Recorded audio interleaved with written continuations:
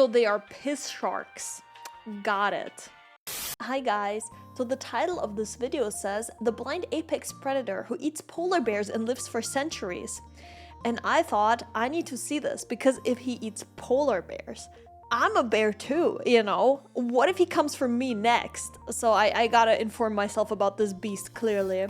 If you take a little vacation up to the North Atlantic and Arctic Ocean, and then somehow muster the courage to descend some 2,200 meters or 7,200 feet below the surface, then you may come across what I'd consider as one of the derpiest and oddest looking sharks out there. Oh. The Greenland shark. So that's the predator? Dying to a shark is not the worst death. Who, no offense to them, look like literal living mummies. And yet somehow, they have turned out to be even weirder than they look. And it has also turned out that what they look like isn't really how they are. And I know that's confusing, so let me explain. Take a look at those eyes, those oh so sharp, bulging eyes. They're pretty hard to miss. And I've always associated Greenland sharks with them, assuming they were designed to aid them in an environment where the sun does not shine, theoretically allowing them to scope out easy to miss prey. And yet, as it turns out, their eyes are useless. Oh. In fact, not only do their eyes suck, but most of them actually don't have any. At least the sight, that is.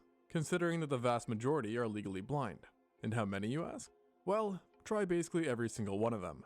Researchers estimate that well over 90% of all Greenland sharks are blind. And others think that essentially 100% of them have some form of blindness, with most only being capable of making out hazy patterns of darkness and light. And they still catch polar bears? Damn. So in other words, almost nothing.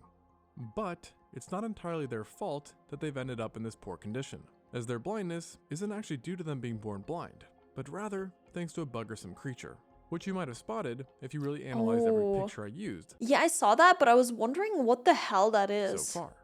Take a look at this picture. Now focus on the eyes. You notice that string on it? Yeah. Well, that is the annoying and somewhat terrifying little critter I just mentioned, which is all but snatched away the Greenland shark's eyes.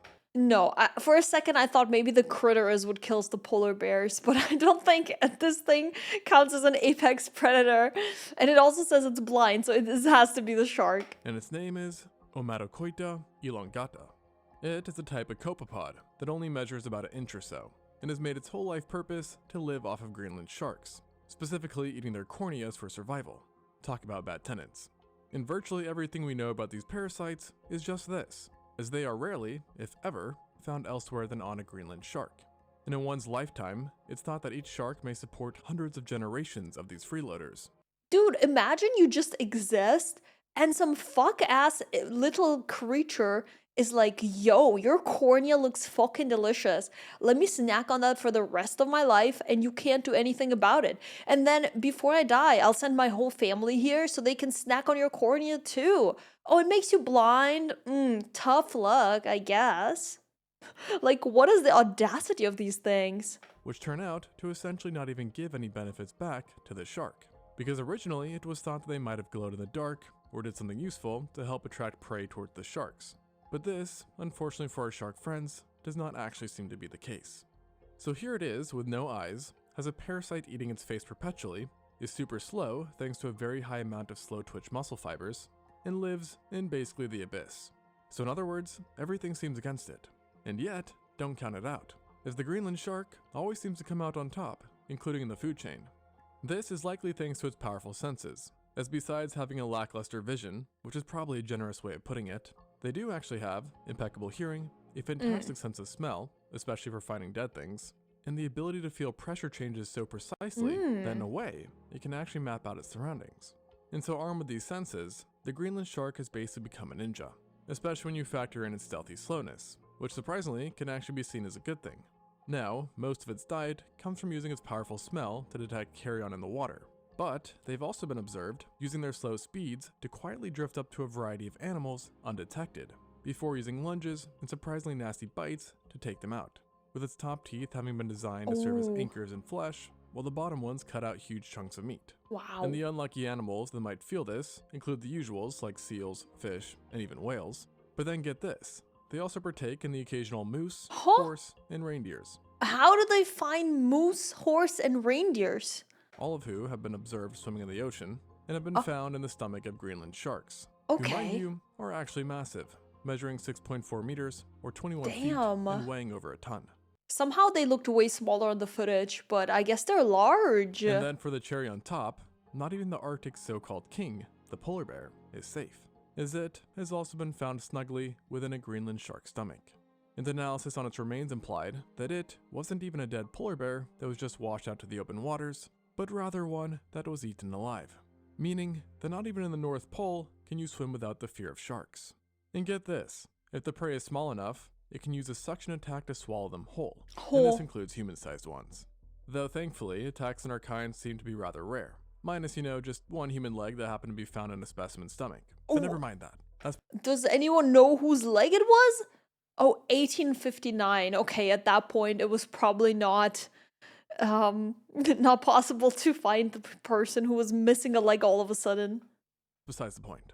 The actual point is that these guys are not to be underestimated, even in death, because Greenland sharks are swimming nukes. Well, toxic nukes. As their flesh and bodies are highly toxic, actually being more dangerous than any other shark in the entire world. And this is due to the abnormally high concentrations of urea and trimethylamine oxide within their bodies, which in turn makes eating their flesh rather hazardous. And if you ignore this warning and eat them anyway, you'll end up with, well, lots of urea in your body, which causes a bunch of problems to say it lightly. But let me put it like this. Naturally, humans only see a toxic overflow of urea in one situation. When they're and that's dead. when their kidneys stop, kidneying. Hi guys, if you're enjoying this video, don't forget to like and subscribe. Thank you! The toxicity of their flesh also makes them smell like pee, which along with its dangers, would probably make you want to stay far away from it. Yeah. Or so you would think. As in some areas, Greenland shark meat is actually eaten as a delicacy. Really? Most famously in Iceland, where it goes by the name haukart. I know, deceptive spelling.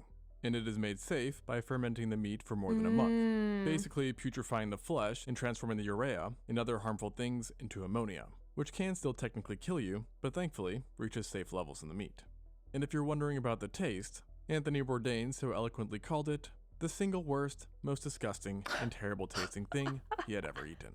Has he tried surströmming? I need to have the comparison between the two. Now, with them being so toxic, you'd assume that Greenland sharks would be letting out some of it. But no, they just bottle these toxins up inside, because these guys don't pee, like, at all. In fact, what you would call their urine just ends up being absorbed by their own flesh, which actually helps keep them from drying out. Because you gotta remember, they live in basically a salty soup, so you have to find a way to keep that pesky salt water at bay, and it turns out the urea is pretty good at that. And actually, these guys have so much urea in them that not even straight human pee can rival their concentration, which ultimately makes it hard for almost anything to eat a Greenland shark, even if it wanted to. So they are piss sharks. Got it. But here's the craziest thing. Despite being ultra toxic, blind, and looking like they're swimming on life support, Greenland sharks have still managed to become the longest living vertebrate species, with a lifespan of at least 272 years, with the oldest members possibly being over 500 years old. Have we as humans tried absorbing our own piss? Maybe that's what making them live so long. We should try that. Which is insane. I mean, to put that into perspective, do you know what was happening 500 years ago? No. Martin Luther. No, not that Martin Luther. This one. You know, the guy responsible for Protestantism and Lutheranism. Another way to look at this is a Greenland shark born 500 years ago was alive when Hernan Cortez was killing the last Aztec emperor ever. And you'd be right to guess that given their ancient ages, Greenland sharks have a lot of kids, They're with unks. females birthing up to 700 pups in their lifetime.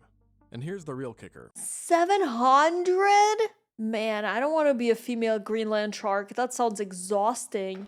While in humans, pregnancy lasts between 9 and 10 months, in Greenland sharks, it can be between 8 and 18 years, What? that is. How do you... Oh, yeah, okay, they live very long. I was gonna say, how do they have 700 kids? Dude, it just sounds like hell. So quite the commitment. The ultimate question is, though, how do they manage to live for so long? And there's a couple reasons, but one part of the answer is due to the fact that they have a very, very, very slow metabolism that is so sluggish that its body and DNA can literally repair itself faster than its metabolism damages them. And on the daily, one only needs to eat 200 grams of fish, so less than 0.1% of its total body weight, Wow. which in a human would be like only needing a few chips per day to be happy. That is really cool. I wish we could do that. Although I love food and I love eating, so food is an experience in itself. However, if I could sustain myself on very little, It would give me a lot more time in my day, which I love. nothing more. And even without food, they can carry on surviving for more than a year. Now, given their super slow metabolism, they unsurprisingly also grow at a snail's pace, only gaining up to a centimeter every year, meaning that when they finally reach sexual maturity, which mind you, takes only, 150 years, they are sometimes not even halfway to reaching their max sizes. However, I should mention, they technically don't even have max sizes because they just keep growing until they die. They are also super resistant against cancer, thanks to some funky genes that keeps them tumor-free for centuries. Their internal body also works in slow-mo, as their hearts beat at only 5 beats per minute, and they move slower than any other fish in the world when adjusted for size. And what's crazy is that because they're just so gosh darn slow and old, there's been some speculation that they may even perceive time quite differently than most other animals do. In other words, these sharks are bugging, and the fact that they exist is absolutely wild within itself. You know, in the beginning, how I was shitting on that little parasite, but now I low-key get it. These things are overpowered. They have way too much good shit going for them. They need the debuff.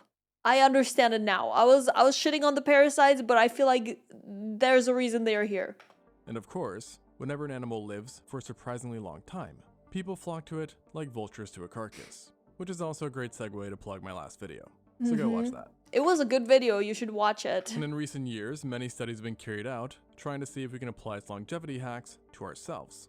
The irony to this, though, is that while we are trying to derive as much advantages from this shark as we can, we're not giving any back, as pretty much the only major threat to them is us. No. Originally, like back in the 60s, Greenland sharks were mainly killed for their liver oil, which was thought to hold healing properties, among other uses.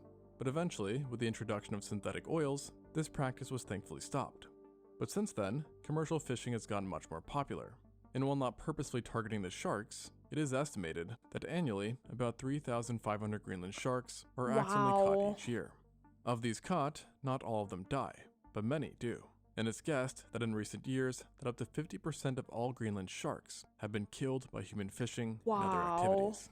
And given their long lifespans and late maturity, each death is much more impactful to the population than deaths are in certain other animals, making it very tricky, yet very important, to conserve these amazing geriatric creatures. For sure. Thanks for watching, and until next time on LivingZoo. That was so interesting. I had no idea they existed and that they can live that long, and they have all these cool buffs. Hello? Once again, I know I'm reacting to so many shark videos, but sharks are so cool. What the hell? Thank you guys for watching. See ya.